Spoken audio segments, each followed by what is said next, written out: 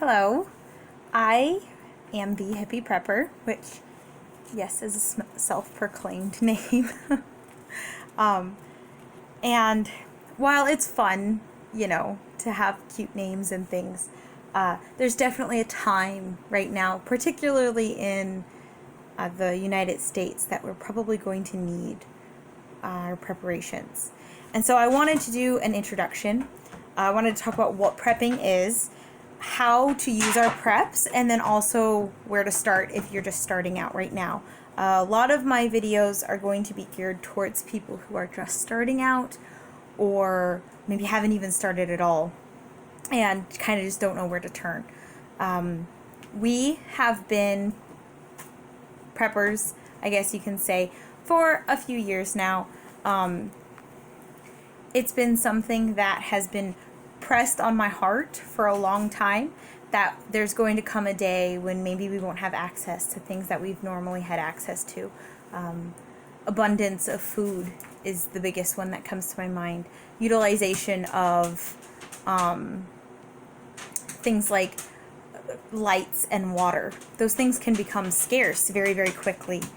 And while we've lived in an abundance of blessing in the United States, and I'm so happy for that, I think it's also important to not become arrogant and realize that we can have that bumped back a little bit. That we can be in a situation where our lights aren't working as properly as we want them to, or the water coming out of our faucet isn't as clean, or the food that's on the shelves is becoming sparse. So what prepping is just recognizing that reality and saying, I'm going to do something right now about that to make life easier on, first my family, and then out from that, my community and my region.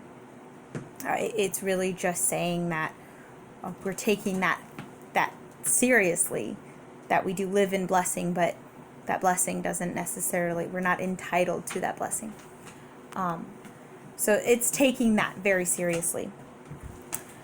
So how do we use our preps? There's lots and lots of videos on the nitty-gritty details of how to use your preparations, how to use certain types of food for recipes, or how to use your water filtration system. And I'll probably get into those things, but at its core, what preps are is a buffer between you and the lack of convenience. So what I did to kind of reach this is I honestly just shut my lights off. My lights and my water off for 3 days. You find out very quickly what you would live without. Flushing toilets, lights, chargers, cooking, lots and lots of heat. Lots of things that you would go without if you didn't have access to these things, or if you didn't have access to a store. So for thousands and thousands of years, before we had these wonderful modern conveniences, people lived without those things. And if we were thrust into a time when we had to live without some of those things again, we would adapt. However, being thrown into that quickly can be really, really difficult. So what prepping does is it puts a buffer between you and having to learn how to live in a very, very, very different lifestyle quickly. So for instance, right now, I'll talk about the grid, the electrical grid. Much of the parts and pieces that we get to fix that grid come from China. Well, relations with China are not fantastic. Getting things from China can become difficult. Well, it hasn't quite ceased right now. It can become difficult.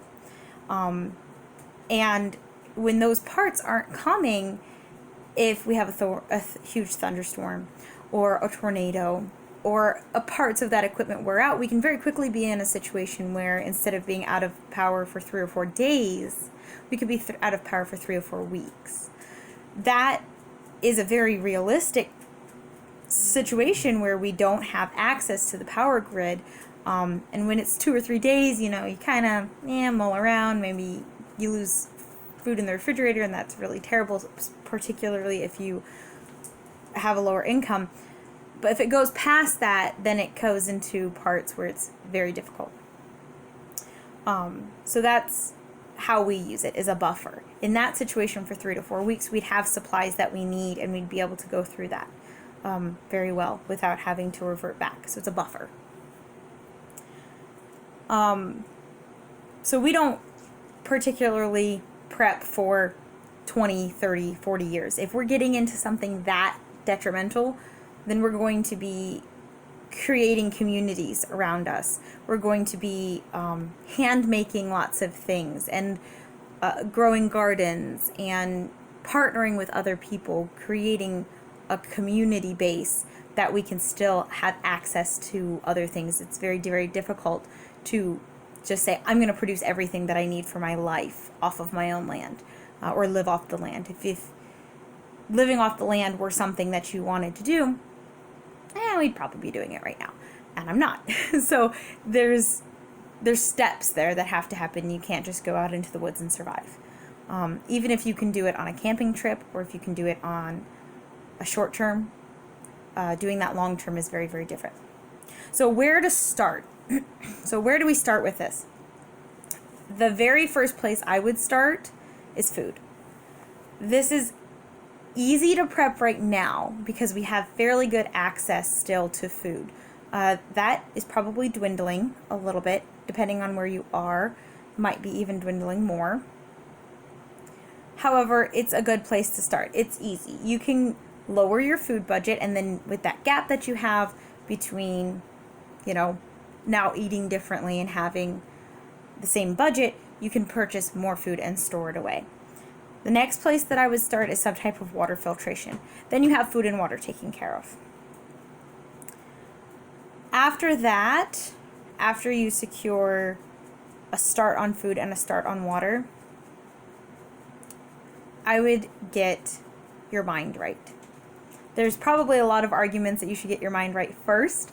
I think it's very hard to get my mind right if I'm worried about what I'll eat or drink.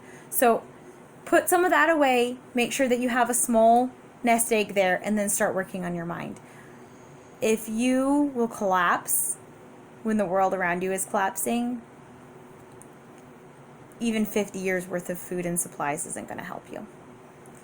It's not going to do anything for you except sit there and not change anything.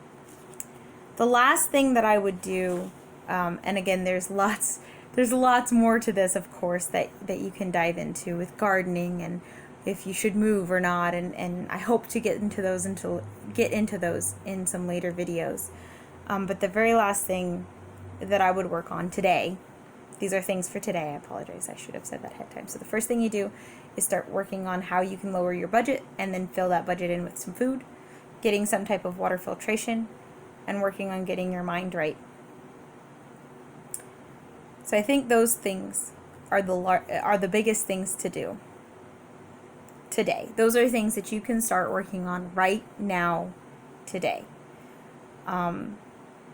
This does not mean to go out and hoard. This does not mean to go out and buy $1,000 worth of food and clean the shelves off.